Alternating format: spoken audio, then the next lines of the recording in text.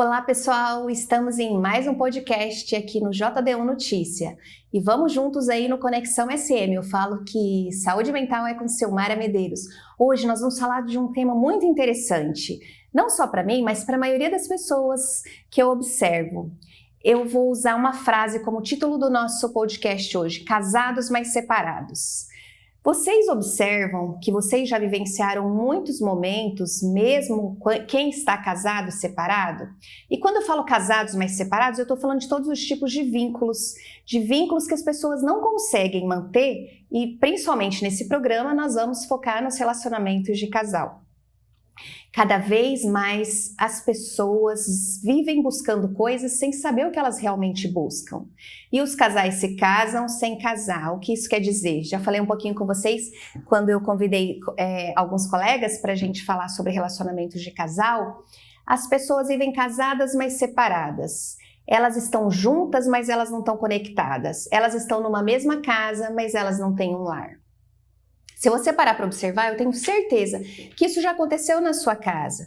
Espero que com uma frequência não tão grande, mas o que eu venho observando no consultório, nos relatos das pessoas, dos amigos, é que as pessoas estão se afastando cada vez mais.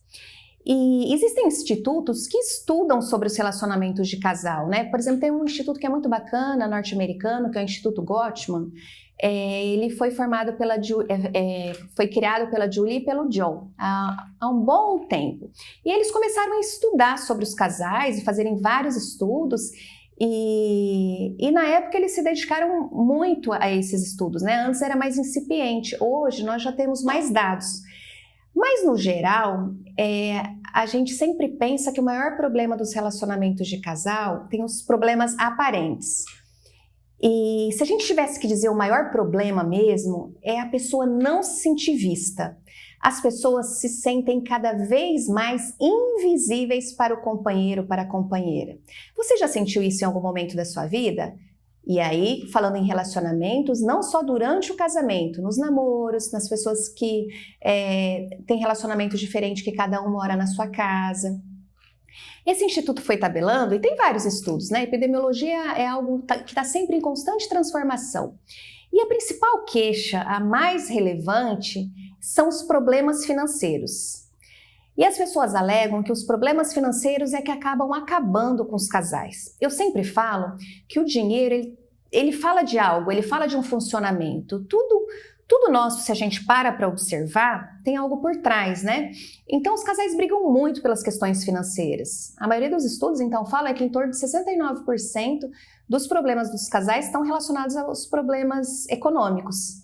Será que isso vem acontecendo com você? E o que por trás será que está desse problema econômico?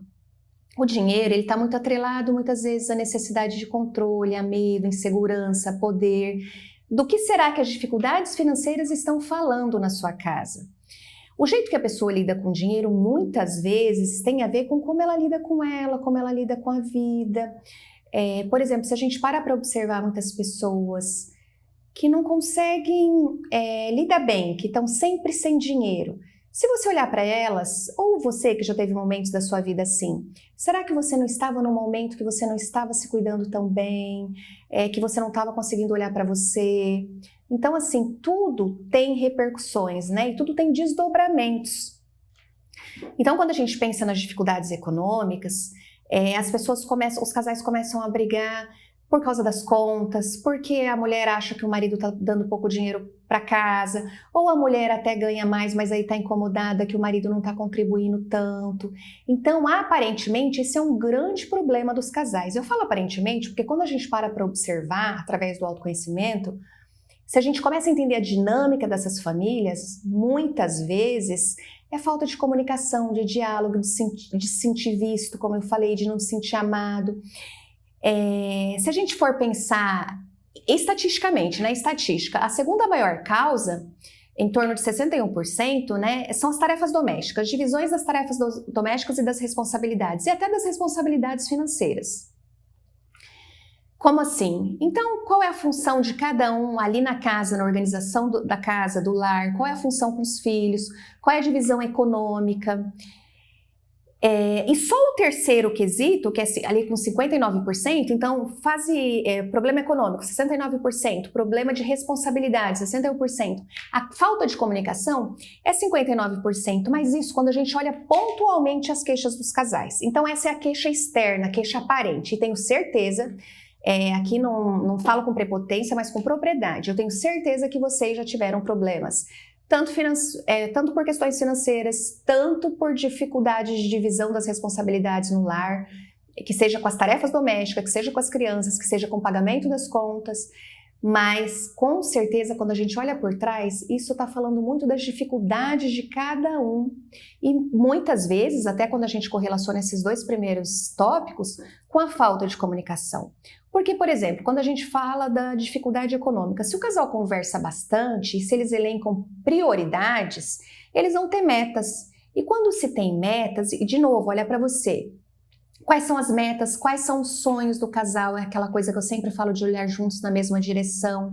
Então vamos organizar. E cada casal funciona de um jeito. Todo mundo coloca na mesma conta e aí um do casal paga todas as contas, ou cada um é responsável por pagar determinadas contas. Isso não importa. As queixas são as mesmas, mesmo que o funcionamento da família seja diferente. O que eu estou dizendo? Por exemplo, vou falar o exemplo da casa A. Na casa A, o provedor financeiro é o marido. E tem muitas brigas pela questão econômica. Na casa B, a provedora financeira é a mulher. E mesmo assim continuam brigas econômicas e queixas muito similares.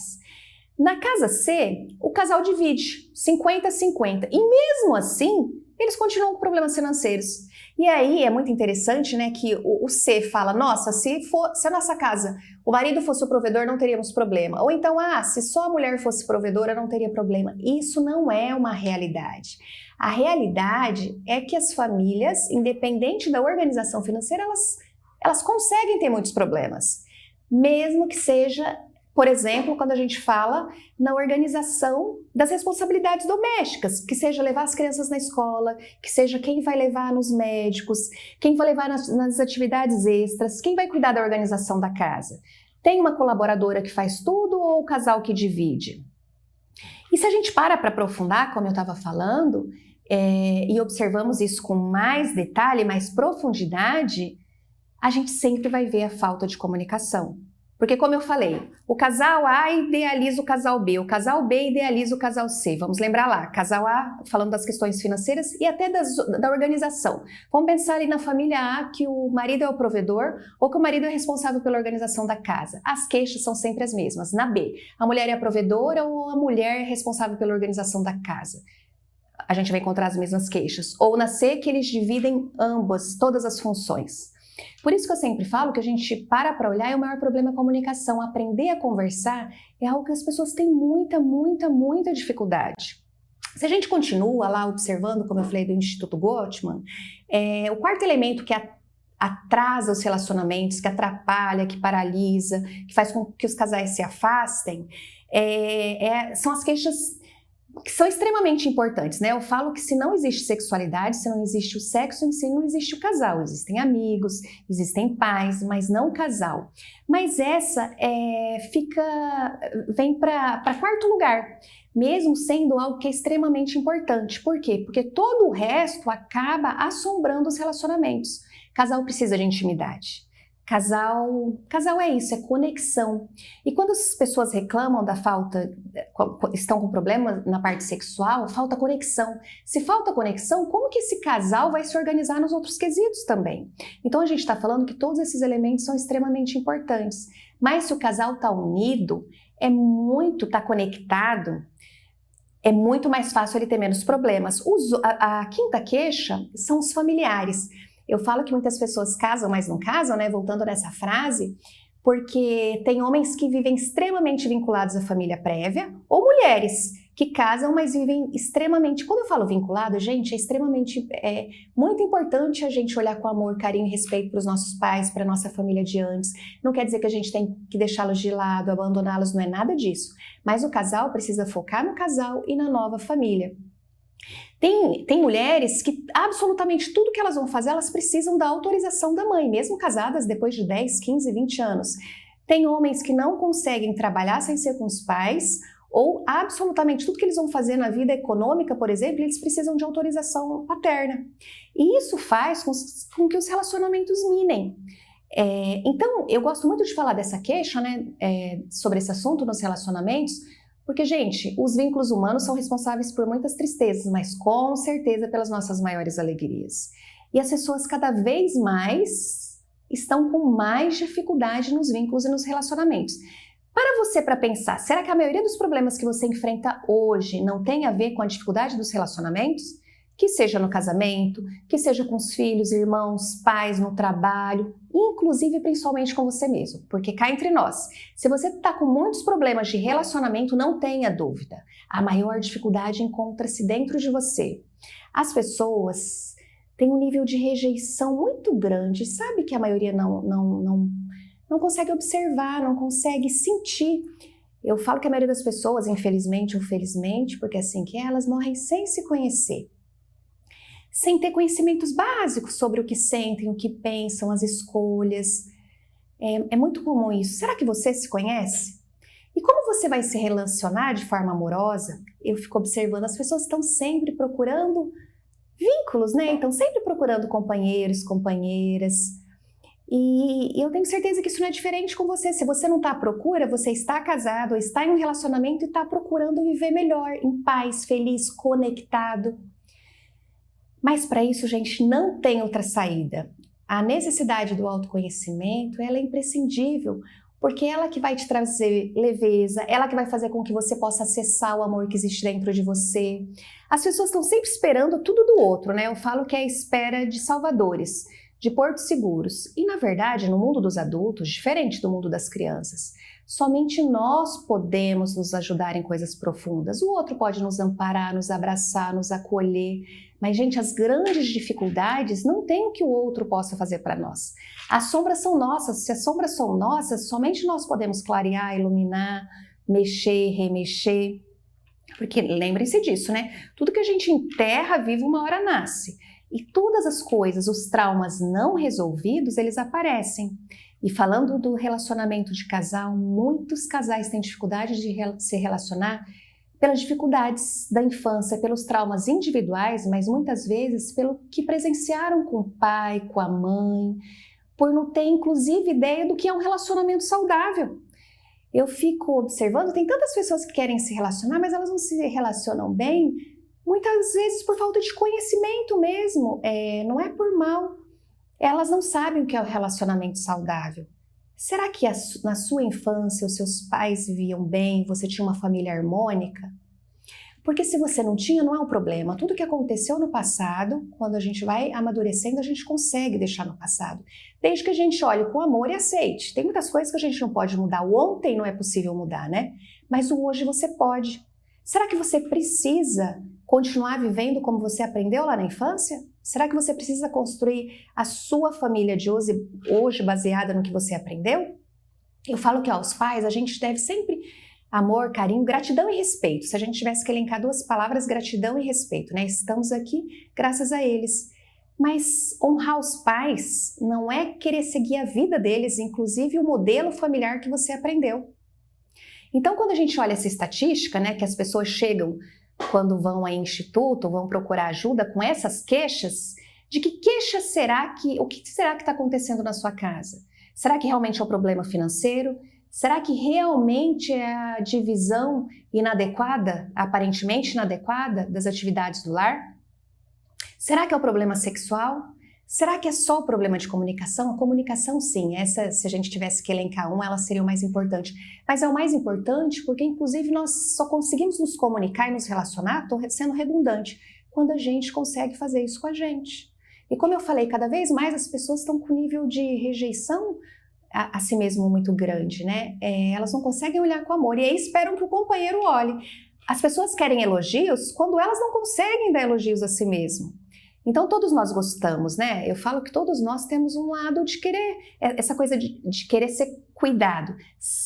Ninguém completa ninguém. Os outros podem nos complementar, não se esqueçam disso. Complementar é muito diferente de completar. Enquanto você estiver à procura de alguém para te completar, tá fora do lugar e é impossível. Você não pensando no sexo feminino, assim, não vai ser o João, Pedro, a Maria, a Joana.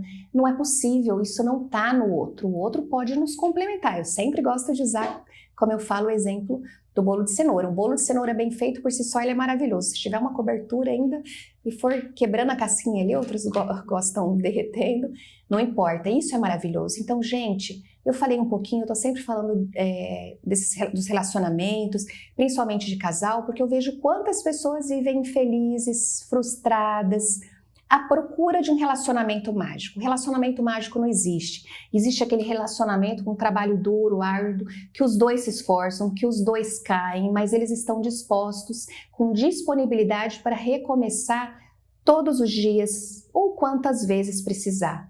Olhe com amor para o seu relacionamento. Ficar procurando fora, achando que ali fora tem algo muito melhor do que você tem na sua casa, normalmente não ajuda. Existem as exceções, claro que tem os relacionamentos fadados ao fracasso, mas no geral, essa pessoa que você escolheu é essa pessoa. Então seja uma pessoa boa para você, para o seu amor, e assim o outro também vai poder olhar para você com mais amor. E deixo essa pergunta para vocês. Tenho certeza que aí na sua casa, uma dessas queixas são é a principal, né? Ou tem várias, são principais. Mas vocês precisam descobrir o que realmente está faltando aí. E a falta de comunicação, a falta de um olhar de amor para si mesmo é o que mais falta. Tudo de bom para vocês e até o próximo podcast. Jotadeu1noticias.com, a notícia no seu celular.